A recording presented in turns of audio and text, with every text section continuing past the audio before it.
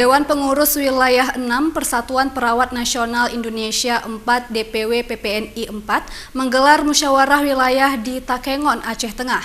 Dalam usul tersebut, Abdurrahman secara aklamasi dipilih kembali sebagai Ketua DPW PPNI Aceh periode 2022-2027.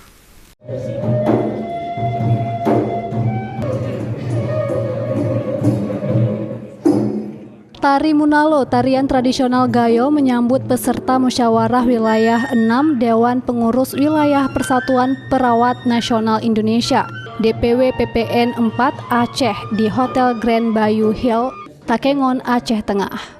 Musyawarah wilayah 6 yang dihadiri 23 perwakilan DPD PPNI seluruh kabupaten kota se-Aceh ini juga dihadiri Wakil Ketua Dewan Pengurus Pusat untuk Sujanto dan sejumlah pengurus pusat lainnya.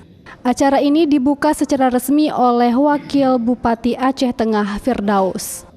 Ketua Panitia Penyelenggara Muswil Muhammad Armiadi mengatakan dalam muswil ini selain mendengar pertanggungjawaban pengurus periode 2015 hingga 2022, juga membahas program-program DPW PPNI Aceh untuk 5 tahun ke depan. Muswil kita musyawarah wilayah perawat untuk Provinsi Aceh. Ya, karena munas sudah berlangsung, maka menjadi kewajiban kita untuk segera melaksanakan muswil ini. Karena agenda dari muswil ini adalah selain dari nanti membicarakan pertanggungjawaban dari kepengurusan sebelumnya ya di periode 2015 sampai 2020, kita juga akan membahas nanti program-program kerja untuk 5 tahun ke depan.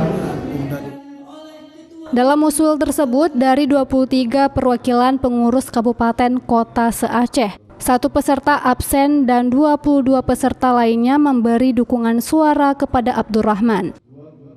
Ketua DPW PPNI Aceh periode sebelumnya untuk kembali menjabat Ketua Pengurus DPW PPNI Aceh periode 2022-2027. Sementara Ketua DPW PPNI Aceh terpilih periode 2022-2027 mengucapkan terima kasih atas dukungan seluruh peserta muswil yang telah memberi kepercayaan kepadanya untuk kedua kalinya memimpin PPNI Aceh.